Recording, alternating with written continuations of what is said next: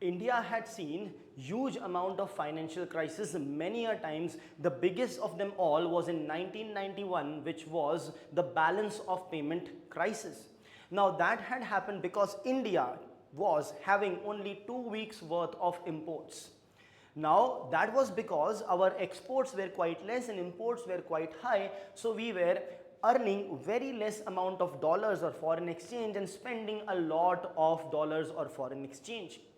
Now to ensure that we attract more foreign investments, more foreign exchange, we wanted to have an approach of giving full capital account convertibility. Now to review this scenario and to see whether we can go for full capital account convertibility or not, the government came up with a committee known as the Tarapore Committee I. It was established in 1997 and it was for the rupee convertibility. So in this video, I will explain to you what is rupee convertibility, what was the mandate of this committee, what was the constituent of these committees, what recommendations did it give, and how did the government implement or not implement which of the recommendations of this committee, what was the impact, the criticism, and the present relevance of this committee. So let's get started with the lecture. So the question in front of the committee was that should India allow what? Money to be freely moved or money to move freely across the borders. This is what convertibility is. Now, if you want a definition of it, basically convertibility of rupee is nothing but the ease with which the Indian rupee can be converted into any other currency. So currency convertibility in general is the ease with which one currency can be converted into another.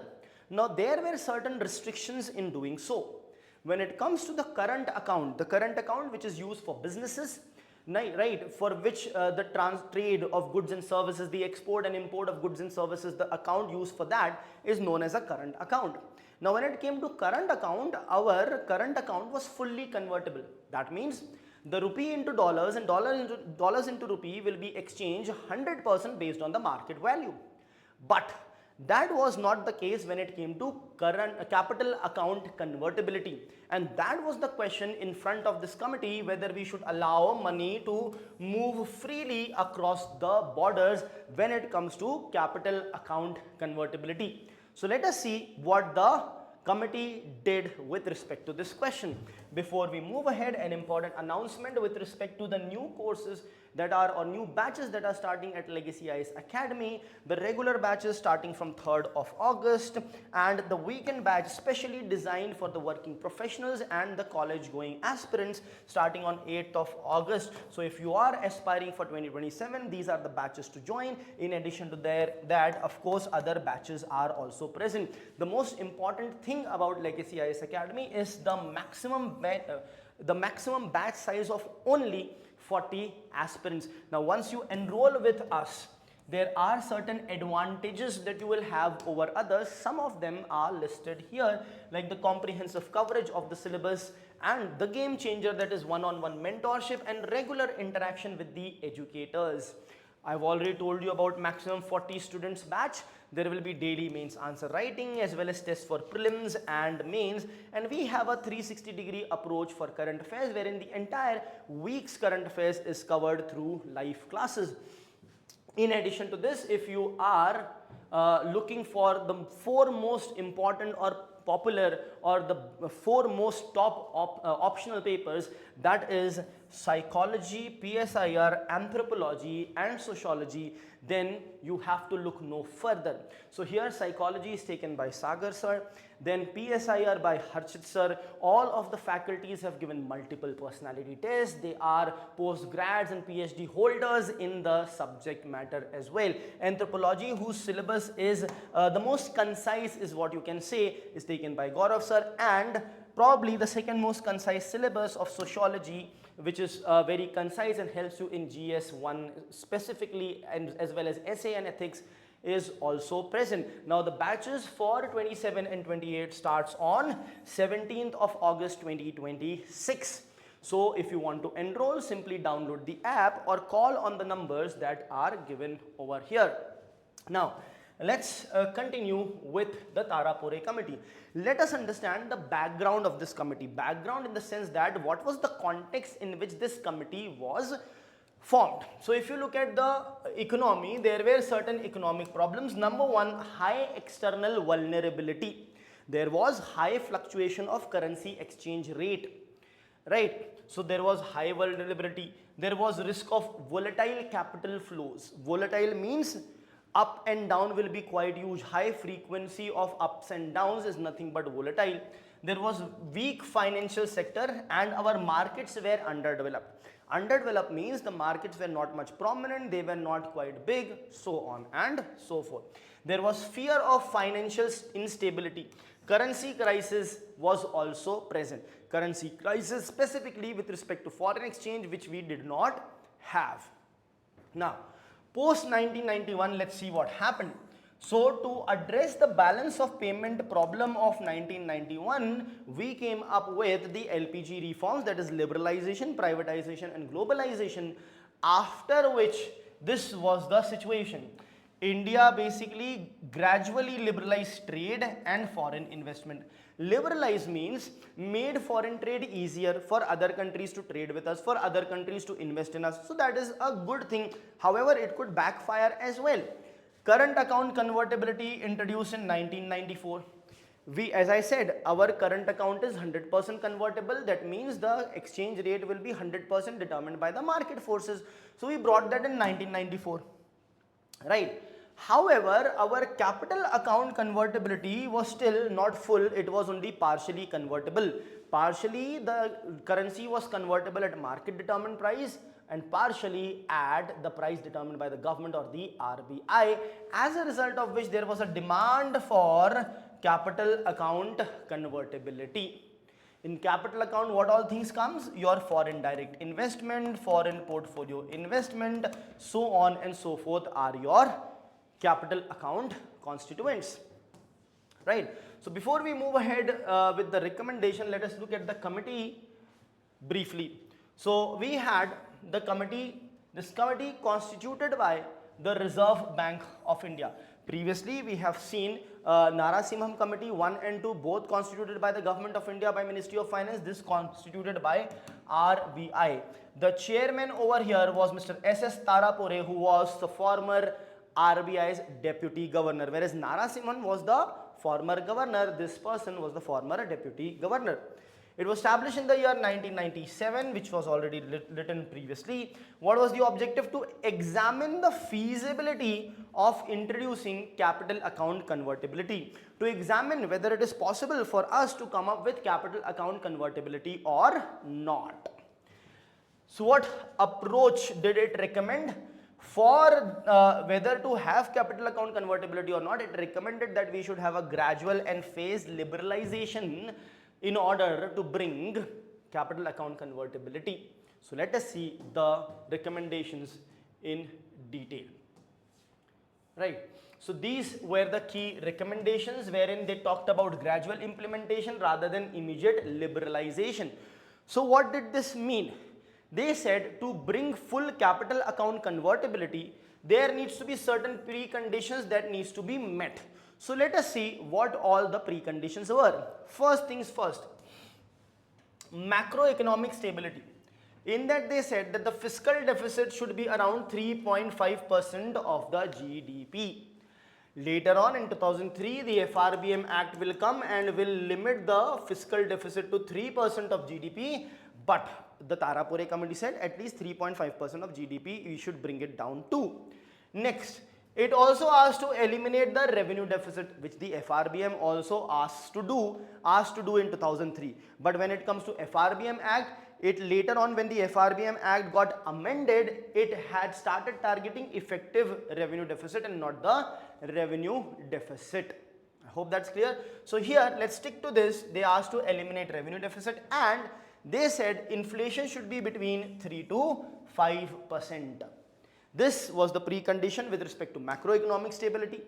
Then with respect to the banking sector reforms, the Tarapore Committee asked that the NPAs to be reduced to the international standards. It should not be very high, it should be lower as comparable to the international standards. Improve the capital adequacy ratio, CAR, capital adequacy ratio. This is nothing but capital divided by the risk weighted asset ratio, right? Then they talked about strengthening risk management. Remember in Basel 3 norms also, Basel 2 norms also there is risk management, and we have discussed this in Narasimhan committee as well. 3 types of risk: operating risk, market risk and capital risk. Then with respect to external sector also, they gave external sector stability also, they gave certain recommendation. Number 1 is restrict excessive short-term external borrowing. Do not have excessive short-term commercial external borrowings. Maintain adequate foreign exchange reserve needs to be maintained by us.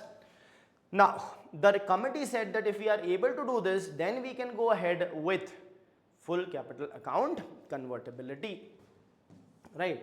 Let us see what happened after the report. So as far as the recommendations are concerned, the recommendations were not fully implemented. Okay? The government did not fully implement the recommendation, that's one thing. Now the question is, why did the government not do that? Because of other issues that was happening. For example, the Asian financial crisis of 1997-98. Now here, the currency collapses were happening across East Asia. Massive capital flight. Capital was flying out of the East Asian countries. Now in such a situation, the government of India or the RBI cannot make capital account fully convertible. Then if they do, more capital will flow out of our country, as already a huge amount is flowing out, more will then flow out. Right? If you let the market forces decide the complete exchange rate, right, what will happen is more fund will go out. Why? Because I'll explain this. See, if $100 are invested and the investor wants to take out all $100, $60 are converted at the market exchange rate and $40 are converted at the RBI given exchange rate.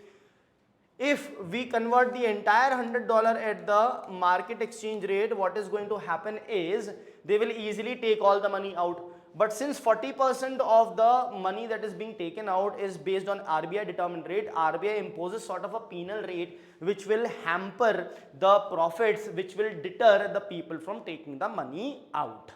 So this was the reason, right? Then banking crisis were also happening. So these were the reason with respect to Asian financial crisis. In addition to this, India's domestic constraint were also a reason, wherein Tarapore Committee said that the fiscal deficit should be 3.5% of the GDP, but India was having a high fiscal deficit.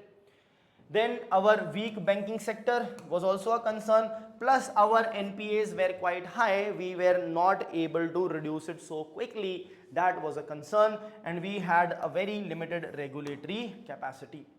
Now, as a result of all these reasons, we took caution and adopted a cautious or gradual approach towards capital account convertibility. However, even now our capital accounts are not fully convertible.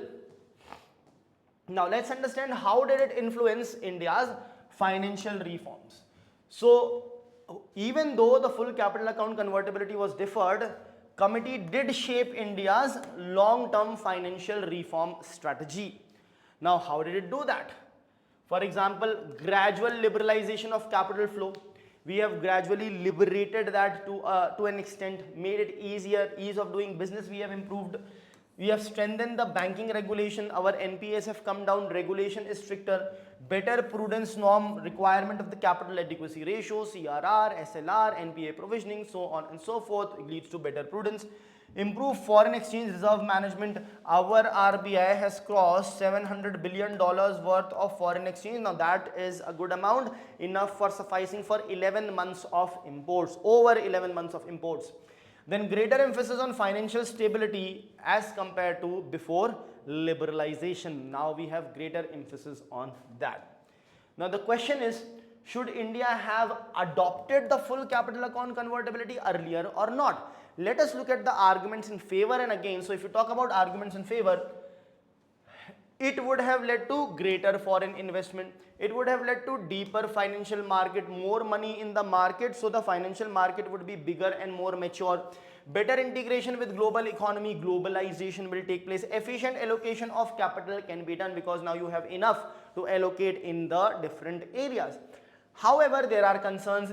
It would have led to increased vulnerability. If you are allowing full convertibility, more investment will come, but at the same time more investment will flow out as well, as a result of which sudden capital reversal can be there, which would lead to loss of monetary policy autonomy. Greater exchange rate volatility will also be there. Right now, does the Tarapore Committee still remain relevant or not? Absolutely it does. ठीक है. It has established the principle of liberalization, but with stability. Liberalize means make things more flexible, give more freedom, make things more easy. So do all these, but do this in a stable manner, in a gradual manner. Next, it shifted the focus from speed of reforms to the quality of institutions. Speed is not the only thing. In fact, more important than speed is the quality of the institutions or the steps and all that is being taken. Then influenced RBI's cautious approach towards capital account opening. It sort of influenced or nudged the RBI. So present cautious approach of the RBI has the genesis in the Tarapore Committee is what it is said. Then let us look at furthermore current relevance.